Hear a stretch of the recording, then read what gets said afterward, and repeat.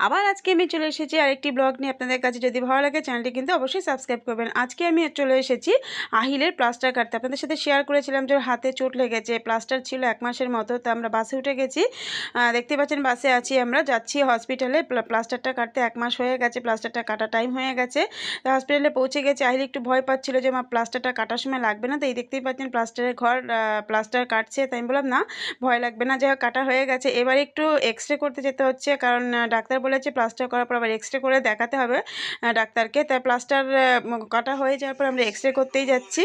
X-ray রুমে চলে এসেছি। আহিলের এবার এক্সরে হবে। এক্সরে করার পর আবার ডাক্তার দেখানোর ব্যাপার আছে। ডাক্তার দেখানো হয়ে গেছে। বাসের জন্য আমি আর আহিল ওয়েট করছি অনেকক্ষণ বাদে, প্রায় 10-15 মিনিট বাদে বাস আসলো। আমরা বাসে উঠে গেছি। যাওয়ার পথে দেখছি কত রকমের রথ বেরিয়েছে, দেখতেই পাচ্ছেন ছোট বড় অনেক রকমের রথ, কারণ আগামীকাল রথযাত্রা। সেটা আপনাদের সাথে আমি শেয়ার করব। আমরা রথের মেলায় যাব, সেটা শেয়ার করব। আর দেখতেই পাচ্ছেন কত রকমের গাছ উঠেছে, কারণ রথের দিনে কিন্তু অনেকেই